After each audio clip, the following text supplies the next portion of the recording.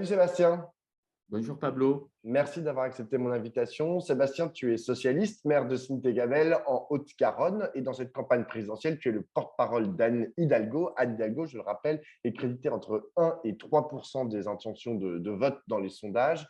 Qu'est-ce qu'elle incarne dans cette campagne, malgré son probable score, et même si Patrick Mennucci pense qu'elle peut encore gagner, qu'est-ce qu'elle aura apporté à cette campagne présidentielle?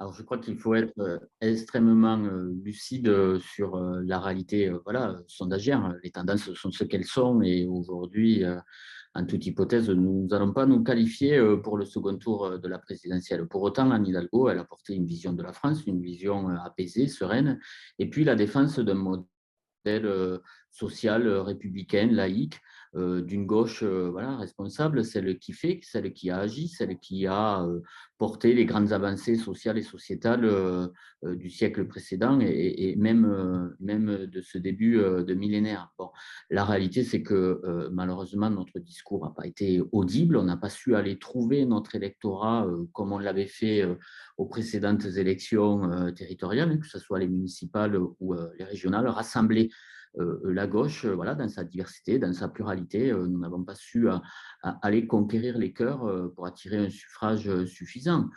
Bon, il y avait un contexte bien particulier, mais on y reviendra. Alors, tu as parlé là du projet de refondation ou de fondation d'une république sociale et laïque porté par Anne Hidalgo.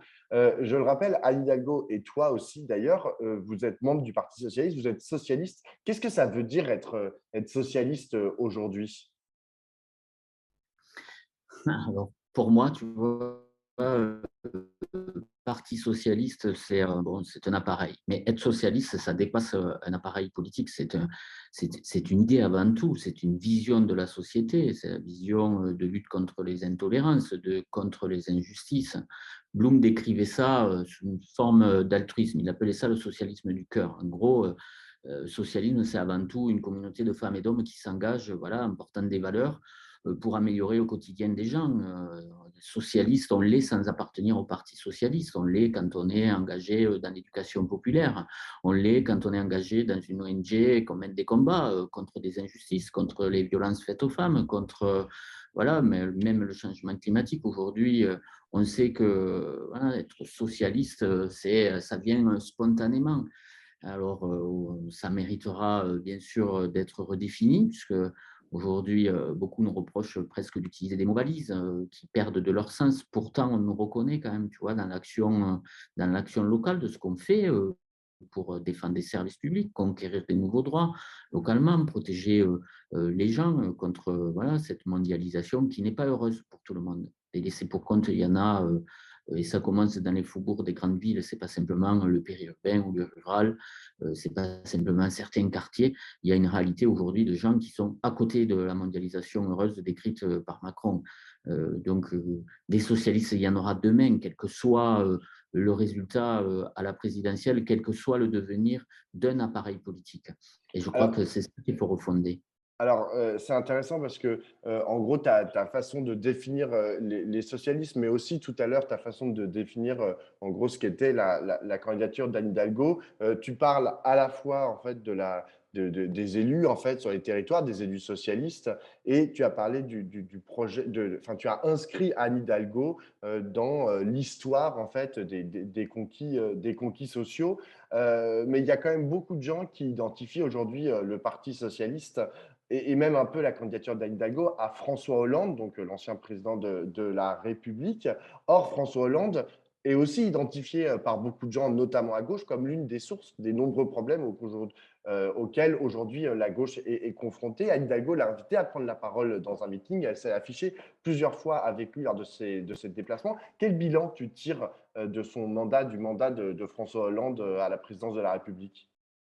En fait, régulièrement, on nous interroge sur cette question, y compris notre électorat, y compris sur les marchés, des simples personnes qui nous disent: «Mais enfin, vous défendez aujourd'hui le pouvoir d'achat, qu'est-ce que vous avez fait pendant 5 ans?» Comme si on était encore 2017, comme si on était quelques semaines après la fin de la mandature ou dans la campagne de 2017, comme s'il n'y avait pas eu 5 ans qui avaient creusé les inégalités, qui avaient dérégulé, qui avaient affaibli les services publics sous Macron. C'est assez surprenant. On n'avait pas eu ça pendant la municipale de 2020 ou les élections départementales et régionales de 2021. On se retrouve encore confronté à notre propre bilan comme si c'était encore très présent.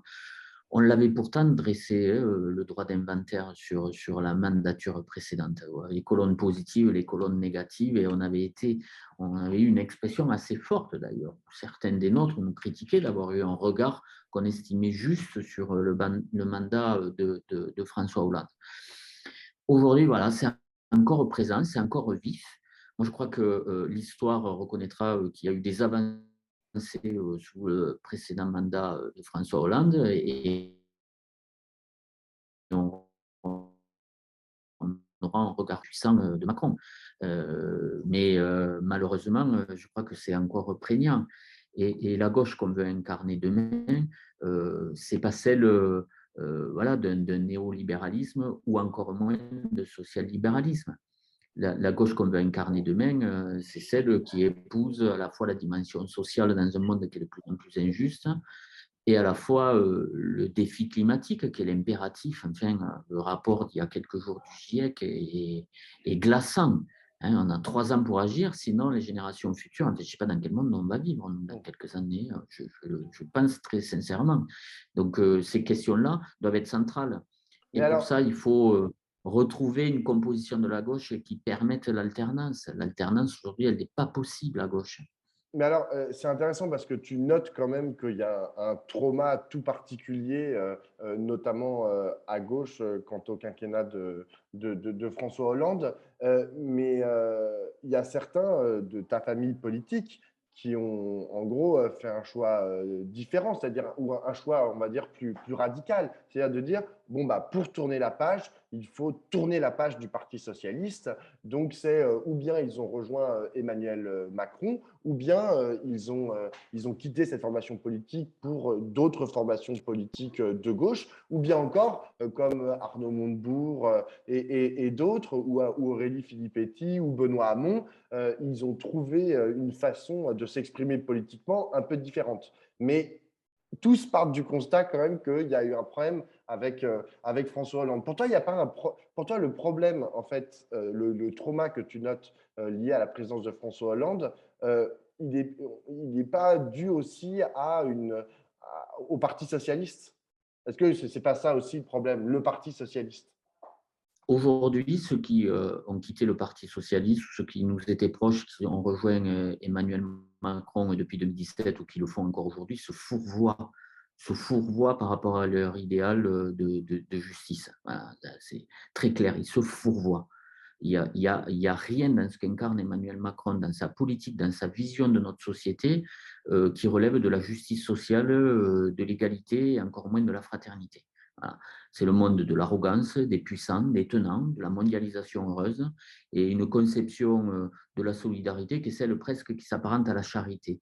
Bon, et à l'aumône presque. Voilà. Nous allons bien et nous pouvons généreusement un peu aider les autres qui vont moins bien. Ce n'est pas ma vision du tout de la conception de la société, encore moins de l'humanisme et de l'universalisme même, je dirais, tu vois, par rapport aux inégalités, y compris ceux qui vivent des injustices par leur origine, par le quartier, par l'adresse où ils vivent, par leur couleur de peau.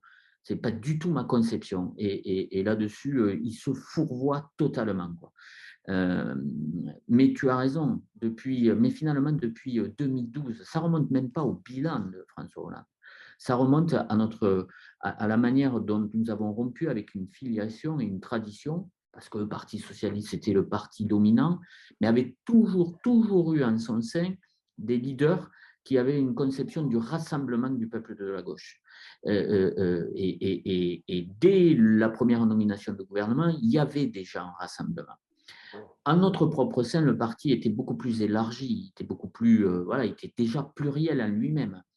Il ne faut pas oublier que le Parti socialiste allait de Jean-Luc Mélenchon à Dominique Strauss-Kahn.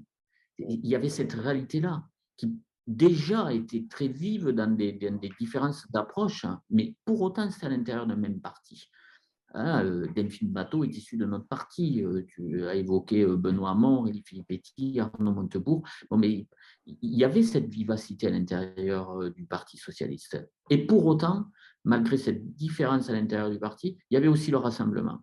On n'a jamais nommé un premier gouvernement sans avoir le Parti communiste, les radicaux de gauche, des sociétés civiles issues voilà, de la gauche intellectuelle ou de la gauche associative.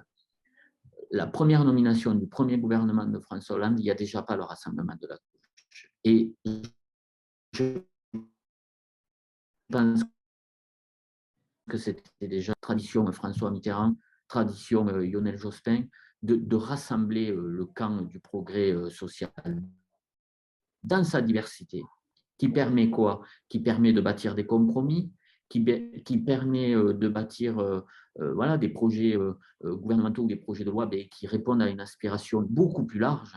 Alors que là, progressivement, et dans les gouvernements successifs de François Hollande, ça s'est rabougri, jusqu'à même être en rupture en son propre sein au sein du Parti socialiste, les frondeurs, et puis terminer avec un Premier ministre, Manuel Valls, qui était quand même celui qui ne représentait dans la primaire de 2012 que 11,5% de l'électorat de gauche qui était venu voter à cette primaire. Donc c'était symptomatique hein, de se rabougrir. Et à partir de là, tout se fragmente. Mm. Tout se Mais alors, fragmente. mais là, tu fais le constat en fait du manque d'union de la gauche et surtout du manque d'ambition de la part du Parti socialiste, notamment de François Hollande, d'union de la gauche. Mais excuse-moi, mais je ne vois pas très bien en quoi Anne Hidalgo incarne de quelque manière que ce soit cette volonté d'union. Quand on voit la violence en fait des charges qu'elle mène quasiment systématiquement à l'encontre de ce qu'on pourrait imaginer être ses partenaires de gauche, à savoir la France Insoumise ou Europe Écologie Les Verts. J'ai quelques doutes en fait quant à cette l'ambition d'union de la gauche dont tu parles. J'ai pas l'impression que Anne Hidalgo l'incarne. Moi, je suis assez clair là-dessus et j'ai jamais confondu ma gauche et ma droite. Le, je fais le constat de ce qui nous a conduit très probablement à l'échec. Finalement, ce n'est pas une mesure, ce n'est pas une loi de 2012 à 2017. C'est une vision voilà, de comment on épouse ce camp qui est large voilà, et qui n'était pas simplement celui du Parti socialiste. Depuis 2018, nous avons tenté à la fois le dépassement, à la fois le rassemblement. Nous l'avons tenté au moment des européennes, qui était déjà en soi, quand on regarde le score que nous avons fait avec Envie d'Europe, Raphaël Glucksmann, Pierre Larouturou, Aurore Laluc, c'était déjà un rassemblement en soi, hein, cette liste-là. On avait fait 6,7, c'était une bonne tentative, c'était une première étape. Nous avons été plus loin sur les rassemblements aux élections municipales et aux élections régionales et départementales. Et d'ailleurs, avec des succès. Paris en commun, c'est bien plus large que le Parti socialiste, bien plus large. Il y a toutes les forces, c'était un rassemblement des forces de gauche et au-delà, des citoyens non encartés, mais inscrits dans voilà, des combats, inscrits voilà, dans des luttes mais qui s'apparentent au camp du progrès social ou sociétal sur certaines causes. Et ça, nous n'avons pas réussi à l'incarner. Mais toute la gauche n'a pas réussi à l'incarner. Il n'y a aucune candidature aujourd'hui qui a réussi à dépasser son propre socle en rassemblant plus largement. La gauche est rentrée dans un climat délétère d'égo dès le départ. Au mois d'octobre, quand il y a des propositions qui sont faites par Anne Hidalgo de débat au sein de la gauche, c'est refusé. Moi, je me souviens de phrases très violentes de Yannick Jadot en disant Europe Écologie Les Verts n'est pas la pharmacie du Parti Socialiste, mais ce n'était pas le sujet. Le sujet, c'est de savoir si on pouvait partager une vision commune, savoir quelles étaient nos nuances et nos divergences, mais après savoir si on pouvait gouverner ensemble. C'est ça le sujet d'une présidentielle. Parce qu'une fois qu'on a élu un président, il faut une majorité derrière, une majorité gouvernementale. Or, aujourd'hui, la gauche ne l'a pas démontré. Et d'ailleurs, l'électorat nous le fait ressentir de manière violente. Hein, on démarre le camp. Si je ne regarde pas l'Union populaire, mais que je regarde que les socialistes et les écologistes, on démarre cette élection présidentielle, ce camp-là représente 18% d'intention de vote les premières semaines d'octobre, de fin de septembre à début octobre. Regarde où c'est qu'on en est aujourd'hui. On n'est même pas à 8, même pas crédité, cumulé à 8 points. C'est catastrophique. Ça veut dire qu'il y a voilà, la désunion, on le paye très cher. Et Pourquoi? une fois qu'on est lancé dans une campagne électorale, malheureusement, c'est le jeu. Et je crois que ce spectacle-là n'est pas apprécié par notre électorat, de tous bords, quel qu'il soit, n'est pas apprécié. Je pense qu'on ne pourra pas faire comme ça par la suite. Ça ne marche pas. Et ça nous conduit tous collectivement dans une impasse. Jean-Luc Mélenchon aurait pu incarner, pour venir à cette question, parce que je ne veux pas l'éviter, aurait pu incarner un rassemblement de la gauche. Depuis 2018, depuis 2017, le score qu'il fait, il aurait pu avoir une posture très mitterrandienne de rassemblement finalement. Mais il n'a même plus utilisé la terminologie rassemblement de la gauche. C'est le peuple contre l'élite, le haut contre le bas. Il a construit une autre rhétorique qui est tournée en plus exclusivement sur sa personne. Et malheureusement, ça le conduit aussi à être plafonné, à être dans une limitation avec qui il pouvait gouverner en ne le présentant pas comme ça.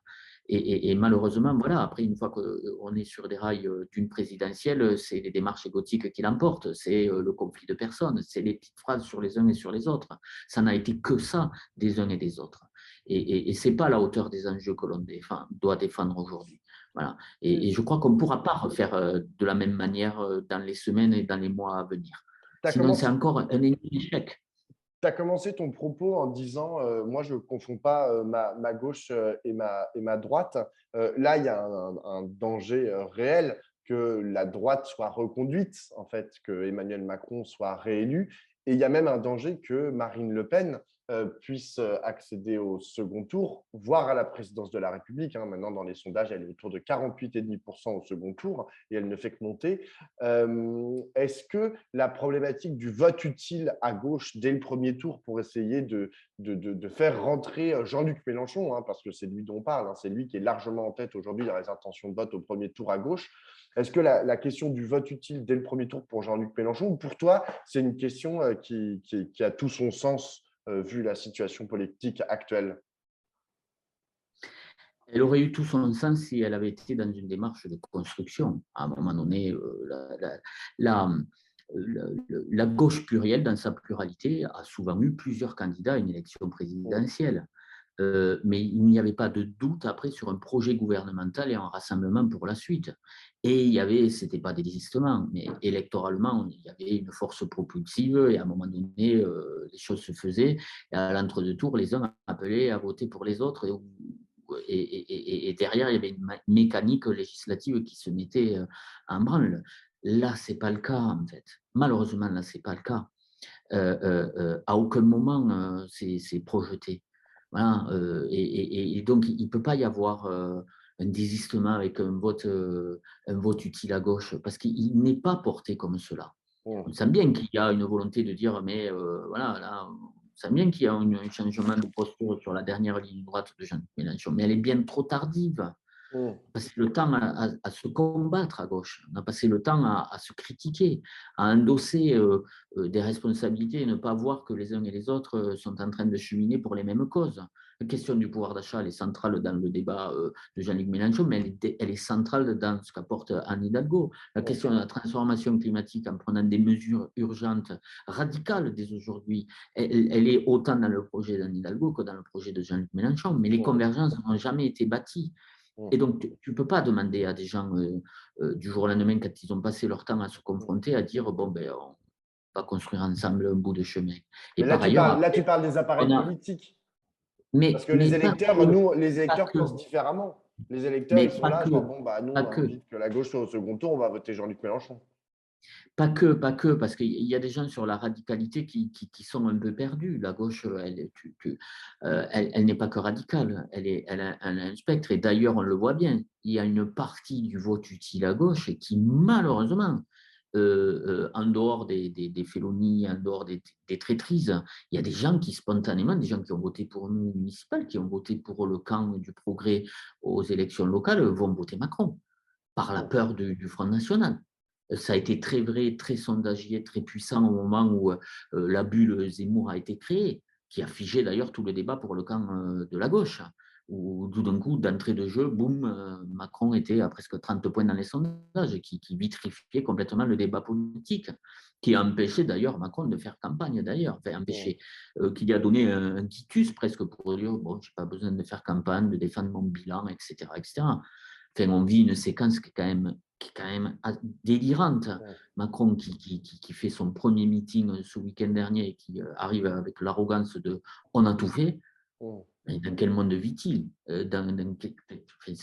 C'était improbable ce à quoi nous avons assisté. Et c'est très dangereux d'ailleurs, très dangereux maintenant, et on le voit bien. Moi, ça a été ma première réaction. Les 20 premières minutes du meeting de Macron, je me suis dit, il va perdre 2-3 points dans les sondages en 2-3 jours. Mmh. Et ça a été inévitable. Mmh. Parce que les gens ne vivent pas cette réalité-là. Les Mmh. gens ne disent pas, ah oui, c'est vrai, en 5 ans, on a revalorisé mon pouvoir d'achat. Ah oui, Mmh. je sens beaucoup plus de présence du service public. Mmh. Euh, ah, mes enfants ont un avenir, Parcoursup, ça fonctionne super bien. Ben, c'était délirant ce qu'on a entendu. Alors justement, cette question du dans quel monde vit-il? Moi, c'est une question que je me suis posée aussi quand j'ai vu que le Parti socialiste avait choisi, Anne Hidalgo, pour être, la candidate à la présidentielle, du parti. Anne Hidalgo, enfin, pour beaucoup de gens, et d'ailleurs même de façon objective, hein, elle est, la maire de Paris et Paris qui est quand même une des villes, voire la ville la plus riche de France, la plus bourgeoise de France.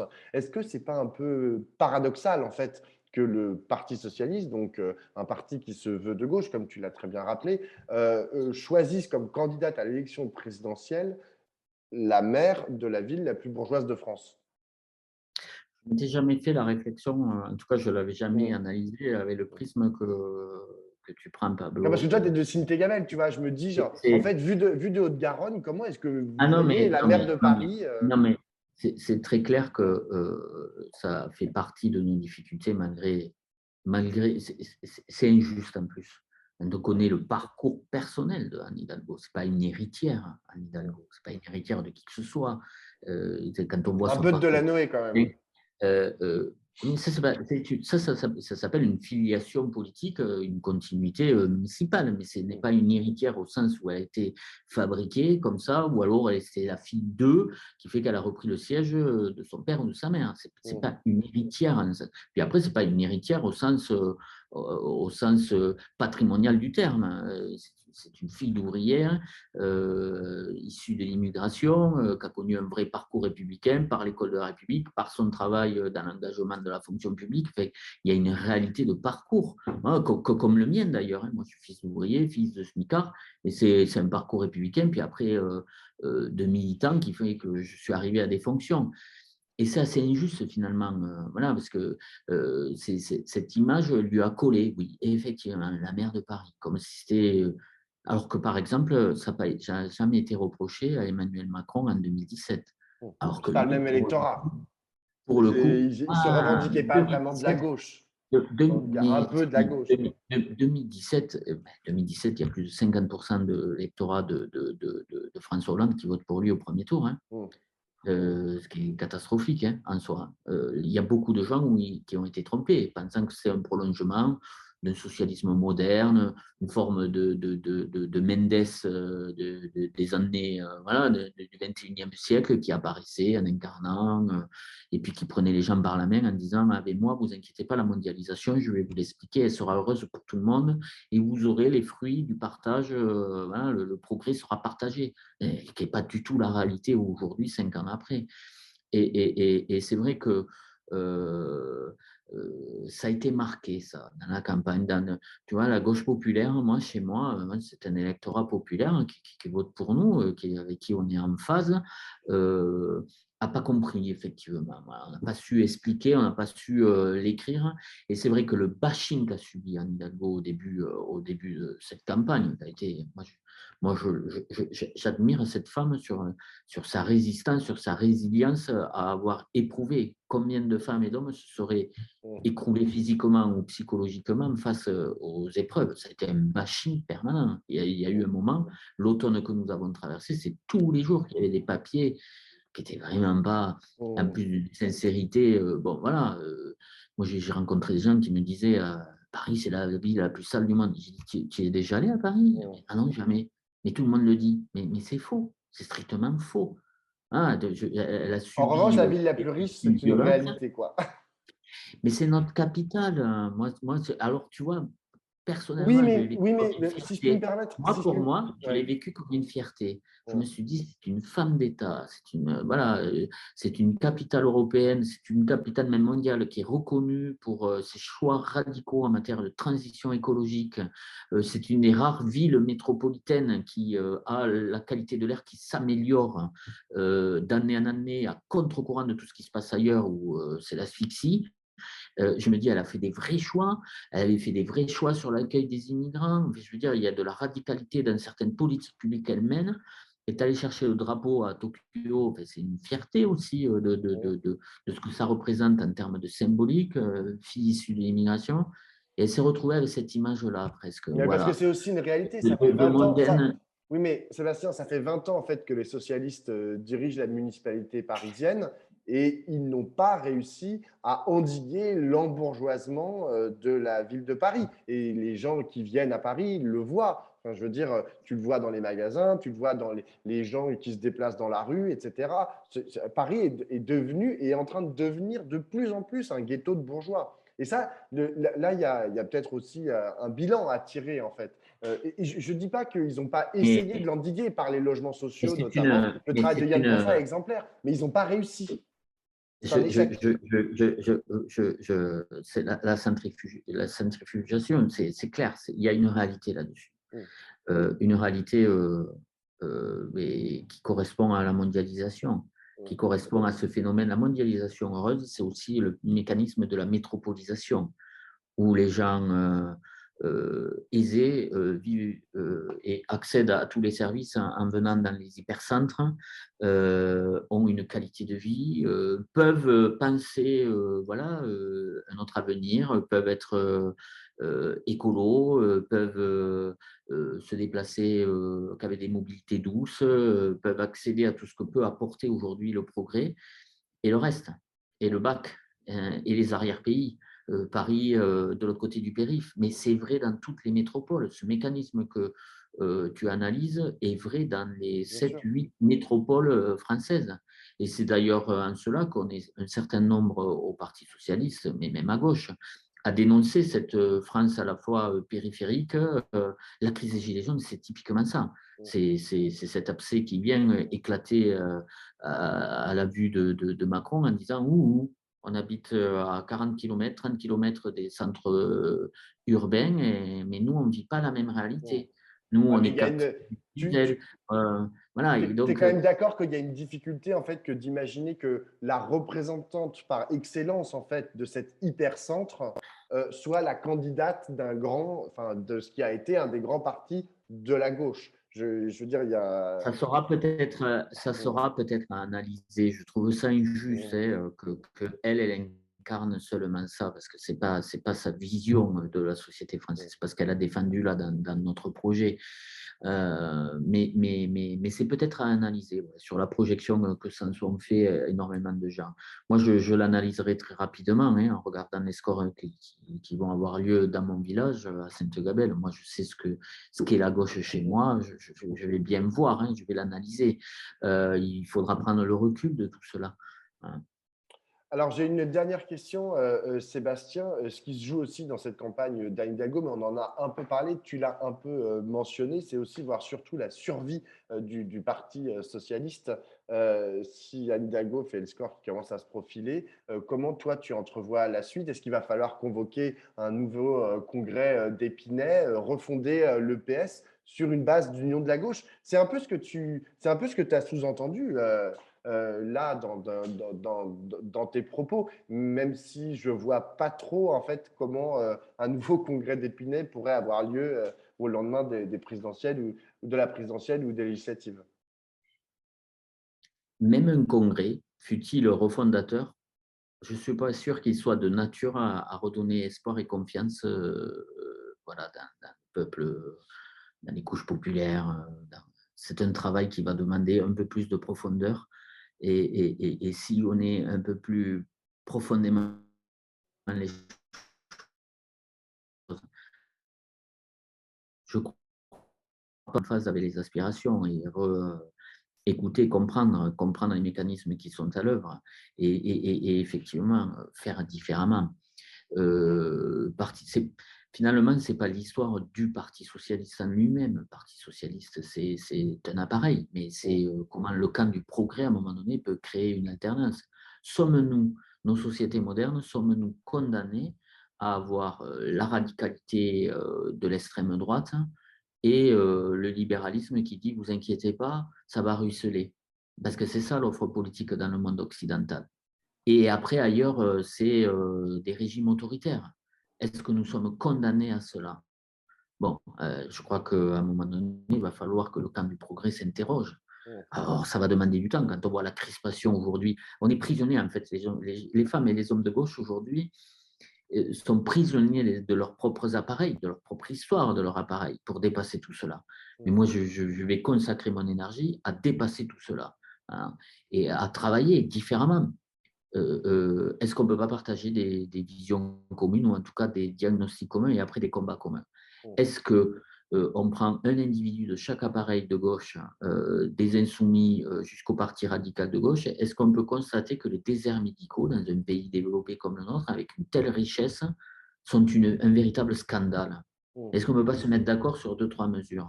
Ou deux, Il y a trois des luttes. sujets comme ça. Exactement, lutter ensemble. Si Macron est réélu ou malheureusement si Marine Le Pen est élue. Typiquement, est-ce qu'on laisse faire voilà, la retraite à 65 ans? Est-ce qu'on laisse faire encore le démantèlement du système de protection sociale? Est-ce qu'on laisse faire, par exemple, aussi sa vision qu'il a de l'enseignement supérieur et de l'éducation au sens large? Est-ce que sur ça, est-ce qu'à un moment donné, on ne peut pas dire aux gens, mais quelque chose d'autre sera possible? Parce qu'au fond, moi, je l'ai entendu beaucoup. Je ne sais pas si mes homologues ailleurs dans d'autres formations l'ont entendu, mais on l'a entendu. En gros, qu'est-ce que vous pourriez faire pour nous? Parce qu'on est apparu, le camp de gauche, sur la défensive des acquis et pas sur notre capacité à pouvoir encore changer l'avenir, changer la réalité des gens, apporter une transformation. Vraiment, hein, j'ai senti ça aussi. Moi, j'ai senti, mais Monsieur Vinci, mais oui, mais ça, d'accord, on l'a. Ça, c'est acquis. Mais non, c'est pas acquis. Macron veut le démanteler. Oui, mais on l'a. Qu'est-ce que vous proposez? Et comme si on n'était pas capable de proposer. Ça n'a pas Une été perçu ce alternative. qu'on pouvait apporter comme transformation. C'est beaucoup, hein. Alors Jean-Luc Mélenchon, sur sa radicalité, certains ont adhéré, mais il croit peu finalement au grand chamboulement, au grand bouleversement, à la sortie de tous les accords, etc. Il va bien falloir retrouver une force là-dessus et une capacité à convaincre qu'on peut améliorer encore le sort des gens, quoi, et inverser le cours des choses qui paraît tellement inéluctable. Voilà. Bah, écoute, Sébastien, j'ai plus qu'à te souhaiter bonne chance dans cette tâche qui paraît quand même assez herculéenne. Merci beaucoup, Sébastien. C'est presque Sisyphe, tu as presque Presque raison, mais Sisyphe. c'est Voilà. avec beaucoup d'enthousiasme, hein. Tu sais, Oui, oui. Mais quand on a des convictions chevillées au corps avec de l'enthousiasme et des convictions, je pense qu'on peut dépasser ce qu'on vient de vivre. oui, oui. Ah, Voilà. surtout On va avec, être, avec ce que j'appelle les honnêtes socialistes, je pense qu'effectivement, il y a des combats communs à mener. Mais je préfère Hercule qui a réussi à achever ses 12 travaux que Sisyphe qui, de toutes les façons, était on est bien condamné d'accord. à ne pas réussir. Merci beaucoup, Sébastien.